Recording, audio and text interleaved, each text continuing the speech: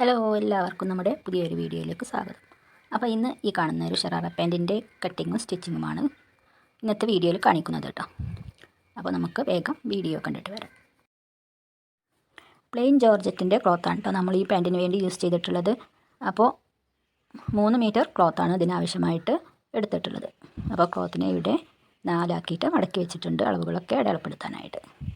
പിന്നെ ഇതിലേക്ക് വേണ്ടി 2 മീറ്റർ ലൈനിങ്ങിൻ്റെ ക്ലോത്താണ് എടുത്തിട്ടുള്ളത്. ലൈനിങ് ക്ലോത്ത് ക്രേപ്പിൻ്റെ ലൈനിങ് ക്ലോത്താണ് കേട്ടോ. അപ്പോൾ ക്ലോത്തിൽ 4 ആക്കി മടക്കി വെച്ച് നമ്മുടെ അളവുകളൊക്കെ ഒന്ന് മാർക്ക് ചെയ്ത് എടുത്തിട്ടുണ്ട്. ഇനി നമുക്ക് അളവുകളൊക്കെ എത്രയൊക്കെ എങ്ങനെയൊക്കെയാണ് എടുത്തിട്ടുള്ളത് എന്നൊന്ന് നോക്കിയിട്ട് വരാം. അപ്പോൾ ക്ലോത്തിനെ 4 ആക്കി മടക്കിയതിന് ശേഷമാണ് അളവുകൾ മാർക്ക് ചെയ്യേണ്ടത് കേട്ടോ. അപ്പോൾ നമ്മുടെ വേസ്റ്റ് റൗണ്ട് ആദ്യം അളന്നിട്ട് എടുക്കാം. ഇപ്പോൾ വേസ്റ്റ് റൗണ്ടിനെ 4 ഭാഗത്ത് കൂടി 2 ഇഞ്ച് തയ്യൽ തുമ്പ് കൂട്ടിയിട്ട് 13 ഇഞ്ചാണ് എടുത്തിട്ടുള്ളത്. ഇനി നമുക്ക് ആ വേസ്റ്റ് റൗണ്ടിൻ്റെ അവിടെ നിന്നുമാണ് താഴേക്ക് എടുക്കേണ്ടത് സീറ്റ് ലെങ്ത്ത് മാർക്ക് ചെയ്യേണ്ടത്. ആ സീറ്റ് ലെങ്ത്തിൻ്റെ അളവ് വന്നിട്ട് 16 ഇഞ്ചാണ്. ഇനി നമുക്ക് സീറ്റ് റൗണ്ട് വന്നിട്ട് 15 ഇഞ്ച് എടുക്കാം. അപ്പോൾ ഈ അളവുകളെല്ലാം മുൻപ് ഞാൻ കഴിഞ്ഞ ഒരു വീഡിയോയിൽ അളവുകളൊക്കെ എങ്ങനെയാണ് എടുക്കേണ്ടതെന്ന് കാണിച്ചിട്ടുണ്ട് കേട്ടോ. അപ്പോൾ താല്പര്യമുള്ളവർ അതൊന്ന് കാണാം. അപ്പോൾ ഈ ഒരു പാൻറ്റ് നമ്മൾ 2 പാർട്ടായിട്ടാണ് കട്ട് ചെയ്യുന്നത്. ഒന്ന് ബെൽറ്റ് പാർട്ടും ഒന്ന് ലെഗ് പാർട്ടും. അപ്പോൾ ബെൽറ്റ് പാർട്ടാണ് ഇപ്പോൾ നമ്മൾ മാർക്ക് ചെയ്യുന്നത് കേട്ടോ. അപ്പോൾ അതിൻ്റെ ലെങ്ത്ത് വന്നിട്ട് 21.5 ഇഞ്ചും അവിടെ നീ റൗണ്ട് വന്നിട്ട് 12.5 ഇഞ്ചുമാണ് മാർക്ക് ചെയ്തിട്ട് എടുത്തിട്ടുള്ളത്. അപ്പോൾ ഫുൾ ലെങ്ത്ത് ഒന്ന് ലെഗ് പാർട്ടും അതുപോലെ ബെൽറ്റ് പാർട്ടായിട്ട് നമുക്ക് മാറ്റിയെടുത്തിട്ട് ബെൽറ്റ് പാർട്ടിൻ്റെ ലെങ്ത്ത് 19 ഇഞ്ചാണ് എടുത്തത്. അപ്പോൾ അത് കൂടി 2.5 ഇഞ്ചും കൂടി തയ്യൽ തുമ്പായിട്ട് ആഡ് ചെയ്ത് 21.5 ഇഞ്ചിൽ ലെങ്ത്ത് മാർക്ക് ചെയ്തിട്ടുണ്ട്. ഇനി നമുക്കിതിൽ നിന്ന് കട്ട് ചെയ്തിട്ട് എടുക്കാം. അപ്പോൾ ബെൽറ്റ് പാർട്ടിനെയാണ് ഇപ്പോൾ നമ്മളിവിടെ മാർക്ക് ചെയ്ത് കട്ട് ചെയ്തത്. ഇനി നമുക്ക് അടുത്തതായിട്ട് മാർക്ക് ചെയ്യേണ്ടത് ലെഗ് പാർട്ടാണ്. അപ്പോൾ ലെഗ് പാർട്ടിനെ കൂടി നമുക്ക് വേഗം മാർക്ക് ചെയ്തിട്ടെടുക്കാം. അപ്പോൾ ലെഗ് പാർട്ടിനെ മാർക്ക് ചെയ്യാനായിട്ട് നമ്മൾ ലെഗ് പാർട്ടിൻ്റെ വീതി എടുക്കേണ്ടത് നമ്മുടെ ഈ നീ റൗണ്ട് ഉണ്ടല്ലോ, ഈ അടിവശത്തെ ഈ റൗണ്ട് അതിൻ്റെ ഇരട്ടിയോളം എടുക്കണം കേട്ടോ. ഇരട്ടിയോ അതിൽ കൂടുതലോ എടുക്കണം. അപ്പോൾ നമുക്ക് ഇവിടെ മാർക്ക് ചെയ്യാനായിട്ട് 3 മീറ്റർ ക്ലോത്തല്ലേ നമ്മൾ എടുത്തിട്ടുള്ളത്. അപ്പോൾ ആ ക്ലോത്തിൽ ഉള്ള ഫുള്ള് വീതി നമ്മൾ ഇവിടെ മടക്കി വെച്ചിട്ടുണ്ട് കേട്ടോ. ഇതുപോലെ 4 ആക്കി മടക്കി വെച്ചിട്ടുണ്ട്. ഇനി നമുക്കിതിൻ്റെ വീതിയും നീളവും മാർക്ക് ചെയ്തിട്ടെടുക്കാം. അപ്പോൾ നീളം വന്നിട്ട് നമ്മുടെ ഫുൾ ലെങ്ത്ത് 39 ഇഞ്ചാണ് കേട്ടോ. ഈ പാൻറ്റിന് ആവശ്യമായിട്ടുള്ള ലെങ്ത്ത്. അതിൽ നിന്നും 19 ഇഞ്ചിനെ മൈനസ് ചെയ്ത് ബാക്കിയുള്ളത് 20 ഇഞ്ച്. ആ 20 ഇഞ്ചിൽ കൂടി 1.5 ഇഞ്ചും കൂടി തയ്യൽ തുമ്പായിട്ടിട്ടാണ് ഇപ്പോൾ നമുക്ക് കിട്ടിയ 21.5 ഇഞ്ച് ലെങ്ത്ത് കിട്ടിയിട്ടുള്ളത്. ഇനി നമുക്ക് ഇതിൻ്റെ വീതി വന്നിട്ട് 30 ഇഞ്ചാണ് കേട്ടോ. അപ്പോൾ 3 മീറ്റർ അല്ലേ, അത് 4 ആക്കി മടക്കി വെച്ചാൽ 30 ഇഞ്ചായിട്ടാണ് നമുക്ക് കിട്ടുക. അപ്പോൾ ഇതുപോലെ 4 ആക്കി മടക്കി 30 ഇഞ്ചാണ് ഒരു പീസിൻ്റെ വീതി വരുന്നത്. ഇനി നമുക്ക് ഇതിനെ കട്ട് ചെയ്തിട്ടെടുക്കാം. അപ്പോൾ ഇതിൻ്റെ നീളം വന്നിട്ട് നമ്മുടെ താഴേക്കുള്ള ഭാഗത്തിൻ്റെ നീളം പ്ലസ് 1.5 ഇഞ്ച് വീതി വന്നിട്ട് നമ്മുടെ നീ റൗണ്ടിൻ്റെ ഇരട്ടിയിൽ കൂടി ഇരട്ടിൻ്റെ അധികമായിട്ട് 30 ഇഞ്ചാണ് ഞാനിവിടെ എടുത്തിട്ടുള്ളത്. നിങ്ങൾ എടുക്കുമ്പോൾ നിങ്ങളുടെ നീ റൗണ്ട് എത്രയാണോ അതിൻ്റെ ഇരട്ടിയിൽ കൂടുതൽ എടുക്കാനായിട്ട് ശ്രദ്ധിക്കുക. ഇനി നമുക്ക് അതിന് വേണ്ട ലൈനിങ് കൂടി ഒന്ന് കട്ട് ചെയ്തിട്ടെടുക്കാം. അപ്പോൾ ലൈനിങ്ങിനെ കട്ട് ചെയ്യാനായിട്ട് ലൈനിങ് ക്ലോത്തിനെ ഇവിടെ 4 ആക്കി മടക്കി വെച്ചിട്ടുണ്ട്. ഇനി നമുക്ക് ആദ്യമായിട്ട് നമ്മുടെ ബെൽറ്റ് പാർട്ടിൻ്റെ ലൈനിങ്ങിനെയാണ് കട്ട് ചെയ്തിട്ടെടുക്കേണ്ടത്. അതിനായിട്ട് നമ്മൾ കട്ട് ചെയ്ത് വെച്ച ബെൽറ്റ് പാർട്ടിൻ്റെ ജോർജറ്റിൻ്റെ പീസ് ഉണ്ടല്ലോ, ആ പീസിൽ നിന്നും ഒരു പീസിനെ മാത്രം എടുത്തിട്ട് ശരിക്കും നമ്മുടെ അളവുകൾ അതിൻ്റെ 2 സൈഡും ഒരുപോലെ വരുന്ന രീതിയിൽ മടക്കി വെക്കുക. ഇതുപോലെ മടക്കി വെച്ചിട്ട് ലൈനിങ്ങിൻ്റെ മുകളിൽ വെച്ചിട്ട് ആ അളവിൽ തന്നെ അങ്ങോട്ട് വരച്ച് അല്ലെങ്കിൽ അതിൻ്റെ കൂടെ തന്നെ അങ്ങോട്ട് വെച്ച് കട്ട് ചെയ്തിട്ടെടുത്താൽ മതി. ഇതിപ്പോൾ രണ്ടും വെള്ള കളറാകൊണ്ടൊന്നും കാണില്ല അല്ലേ. അപ്പോൾ ഇതാ നമ്മൾ കട്ട് ചെയ്ത് കഴിഞ്ഞു കേട്ടോ. അതേ അളവിൽ തന്നെ അത് കട്ട് ചെയ്താൽ മതിയാവും. ഇനി നമുക്ക് നമ്മുടെ ലെഗ് പാർട്ടിൻ്റെ ലൈനിങ്ങിനെ കൂടി കട്ട് ചെയ്തിട്ടെടുക്കാം. അപ്പോൾ ഈ ടൈമിൽ നമുക്ക് ഇവിടേക്കുള്ള സെൻറ്റർ പോയിൻറ്റുകളൊക്കെ ഇതുപോലെ ഒന്ന് പോയിൻറ്റ് ചെയ്തിട്ട് വെച്ച് കൊടുക്കണം കേട്ടോ. അപ്പോൾ അതുപോലെ നമ്മൾ ജോർജറ്റിൻ്റെ നല്ല പീസിലും ഒക്കെ ഒന്ന് സെൻറ്ററിൽ ഒന്ന് ഇതുപോലെ മാർക്ക് ചെയ്തിട്ട് എടുക്കണം. ഇനി നമുക്ക് നമ്മുടെ പ്ലീറ്റുകൾ ഇടാനായിട്ടുള്ള ലെഗ് പീസിൻ്റെ അതിനായിട്ട് ആവശ്യമുള്ള ലൈനിങ്ങിനെ കൂടി ഒന്ന് കട്ട് ചെയ്തിട്ടെടുക്കാം. അപ്പോൾ അതിനായിട്ട് നമ്മുടെ 2 മീറ്റർ ക്ലോത്താണ് ലൈനിങ് എടുത്തിട്ടുള്ളത്. അതിൻ്റെ വീതി ഫുള്ളിലും 4 ആക്കി മടക്കി വെച്ചിട്ടാണ്. ഇനി നമുക്ക് നമ്മുടെ ആവശ്യമായിട്ടുള്ള ലെങ്ത്ത് എത്രയാണോ അതിൽ നിന്നും 2 ഇഞ്ച് ഞാൻ മൈനസ് ചെയ്ത് കണ്ടാണ് കേട്ടോ. 21.5 നമ്മൾ ലെഗ് പാർട്ടിന് എടുത്തിട്ടുള്ളത്. അതിൽ നിന്ന് 2 ഇഞ്ച് മൈനസ് ചെയ്തിട്ടാണ് ഈ പീസിനെ എടുക്കുന്നത്, ലൈനിങ് പീസിനെ എടുക്കുന്നത്. അപ്പോൾ നിങ്ങൾ 1 ഇഞ്ച് മൈനസ് ചെയ്തിട്ട് എടുത്താലും മതിയാവും. ഞാനിപ്പോൾ ലൈനിൻ്റെ അടിവശം കരവശം ആകുകൊണ്ട് അവിടെ സ്റ്റിച്ച് ചെയ്യുന്നുണ്ട്, അതുകൊണ്ടാണ് 2 ഇഞ്ച് മൈനസ് ചെയ്തത്. അപ്പോൾ ഇനി അതിൻ്റെ സെൻറ്റർ കൂടി ഒന്ന് മാർക്ക് ചെയ്തിട്ടെടുക്കുക. ഇനി നമുക്ക് വേഗം സ്റ്റിച്ചിങ് ആരംഭിക്കാം. ഇപ്പോൾ നമ്മുടെ കട്ടിങ് എല്ലാം പൂർത്തിയായി. അപ്പോൾ ആദ്യമായിട്ട് നമുക്ക് സ്റ്റിച്ച് ചെയ്യാനുള്ളത് ബെൽറ്റിൻ്റെ ആ പീസിനെയാണ് സ്റ്റിച്ച് ചെയ്യേണ്ടത് കേട്ടോ. അപ്പോൾ ബെൽറ്റിൻ്റെ പീസ് നമ്മുടെ മുകളിലത്തെ ഭാഗം, ആ പോർഷൻ. അപ്പോൾ അതിനെ സ്റ്റിച്ച് ചെയ്യാനായിട്ട് നമ്മുടെ ക്ലോത്തുകളെ ജോർജറ്റ് ക്ലോത്തും ലൈനിങ് ക്ലോത്തും ഒക്കെ ഒരുമിച്ചിട്ടാണ് സ്റ്റിച്ച് ചെയ്തിട്ടെടുക്കുന്നത് കേട്ടോ. ആദ്യമായിട്ട് അതിൻ്റെ നിങ്ങൾക്ക് ബുദ്ധിമുട്ടാണെങ്കിൽ എല്ലാ സൈഡിലും ഒന്ന് ലൈനിങ്ങിനെ അറ്റാച്ച് ചെയ്തിട്ടെടുത്തിട്ട് സ്റ്റിച്ച് ചെയ്യാനായിട്ട് ശ്രമിക്കുക. അപ്പോൾ ഞാനിപ്പോൾ ആദ്യമേ ഒരു ലൈനിങ് പീസിനെ അടിയിൽ വെച്ചു, അതിനുശേഷം നമ്മുടെ മെയിൻ ഫാബ്രിക്കായ ജോർജറ്റിനെ വെച്ചു, ശേഷം വീണ്ടും ലൈനിങ്ങിനെ വെച്ചു.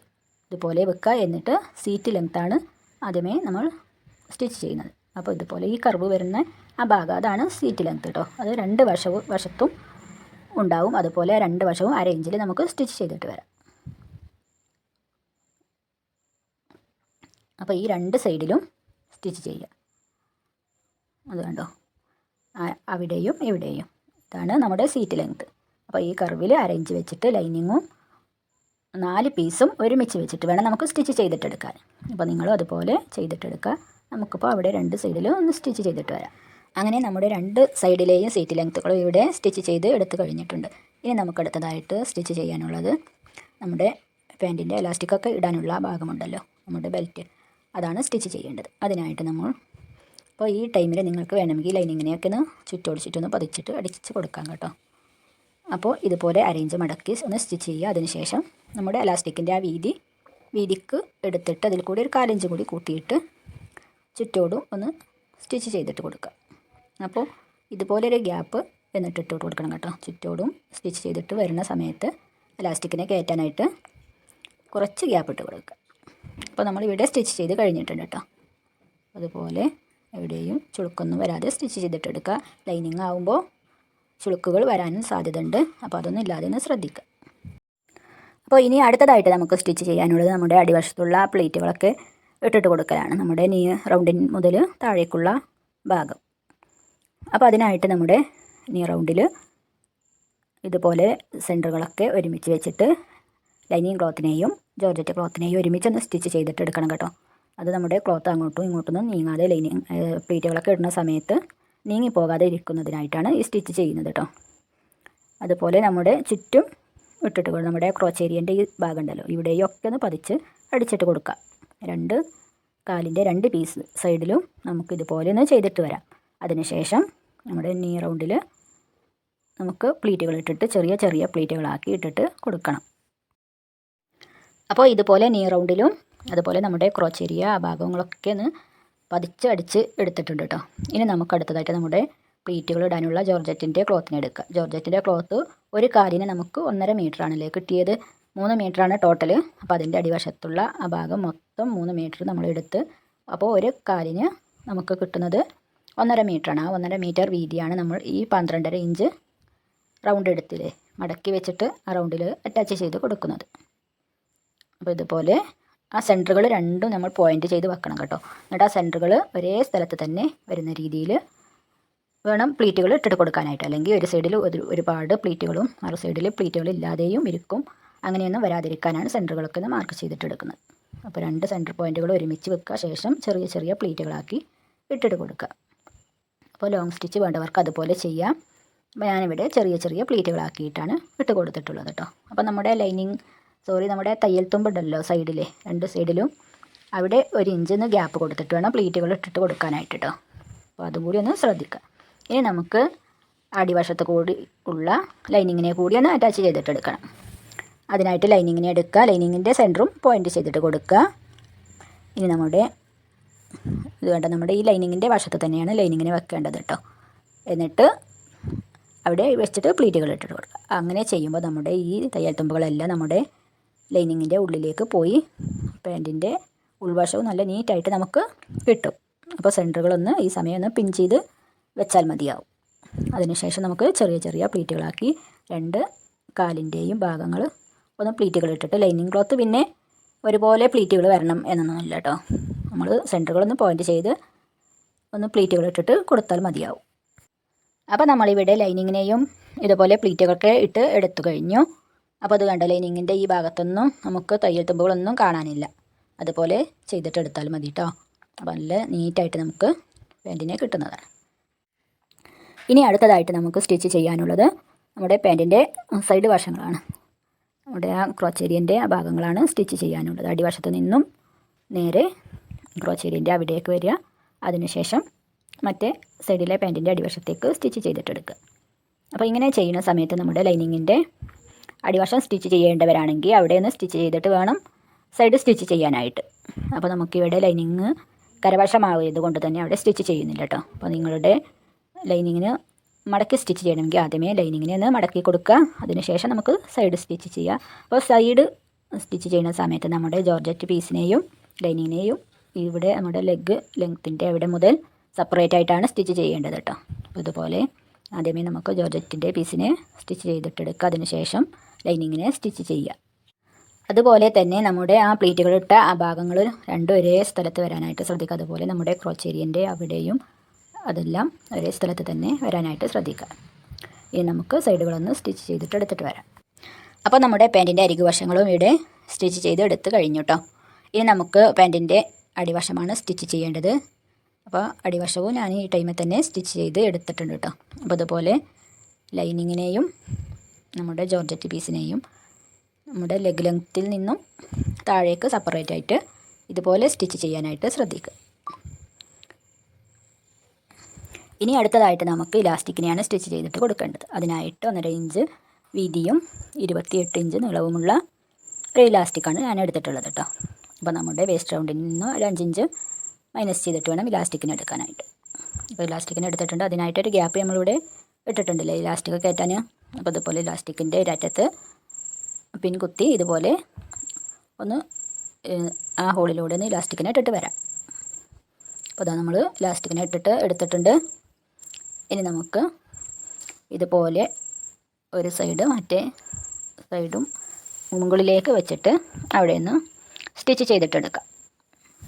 അതിനുശേഷം ഇലാസ്റ്റിക്കിനെ ഉള്ളിലേക്ക് ആക്കിയിട്ട് ആ ഗ്യാപ്പ് ഒന്ന് ക്ലോസ് ചെയ്തിട്ട് എടുക്കാം.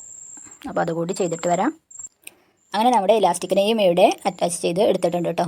അപ്പോൾ അതിൻ്റെ മുകളിൽ ഇതുപോലെ ഒരു സ്റ്റിച്ച് കൂടി ഇട്ടിട്ട് കൊടുക്കാനായിട്ട് ശ്രദ്ധിക്കുക. അപ്പോൾ അതുപോലെ വലിച്ച് പിടിച്ചിട്ട് വേണം കേട്ടോ ഈ സ്റ്റിച്ച് ചെയ്യാനായിട്ട്.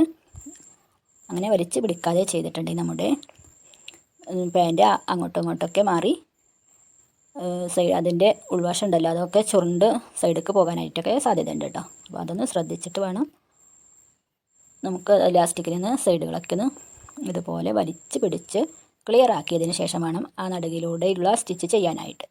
അപ്പോൾ അതും ഇവിടെ നമ്മൾ ചെയ്തെടുത്ത് കഴിഞ്ഞിട്ടുണ്ട്. അപ്പോൾ നമ്മുടെ പാൻറ്റിൻ്റെ ഫുൾ സ്റ്റിച്ചിങ്ങും ഇവിടെ തീർന്നിട്ടുണ്ട് കേട്ടോ. അപ്പോൾ നമ്മുടെ ലൈനിങ് വെച്ചിട്ടുള്ള ഷറാറ പാൻറ്റിൻ്റെ സ്റ്റിച്ചിങ് ഇവിടെ കംപ്ലീറ്റ് ആയി. ഇന്നത്തെ വീഡിയോ നിങ്ങൾക്ക് ഇഷ്ടപ്പെട്ടെന്ന് വിചാരിക്കുന്നു. ഇനി വേറെ ഒരു വീഡിയോയുമായിട്ട് നമുക്ക് വീണ്ടും കാണാം.